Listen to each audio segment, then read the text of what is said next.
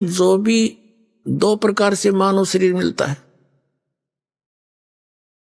एक तो 84 लाख योनियों का दंड भोगने के उपरांत एक मानव शरीर मिलता ही मिलता है, ऐसा विधान है परमात्मा।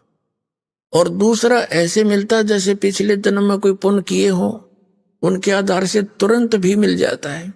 और लगातार 10, 20, 50, 100 वर्ष भी हो, जन्म भी मनुष्य के बन जाते हैं। जैसे महाभारत में एक प्रकरण आता है कि धृतराष्ट्र जी अंधे थे और उसने भगवान कृष्ण जी से पूछा कि भगवान, अब मेरी जो दिव्य दृष्टि की रेंज है, मेरे पिछले 100 जन्मों तक की मुझे बैकग्राउंड दिखा सकती है। उन 100 जन्मों में मैंने ऐसा कोई कर्म नहीं किया जिससे मेरी आंख फूटनी चाहिए, क्योंकि भगवान का विधान तो अटल है।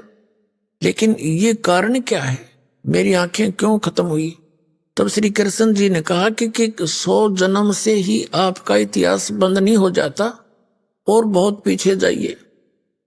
उन्होंने, क्योंकि जैसे भगवान कृष्ण जी भी पिछली भक्ति युक्त प्राणी थे, उन्होंने अपनी दिव्य दृष्टि देकर उनको पिछले, कहते हैं 105वां या 6वां जन्म दिखाया। उसमें ये क्या कर रहा है, एक टिड्डी होती है, टिड्डी जो आपने देखी होंगी, पक्षी से होते हैं छोटे छोटे, वो फसल का नाश करते हैं।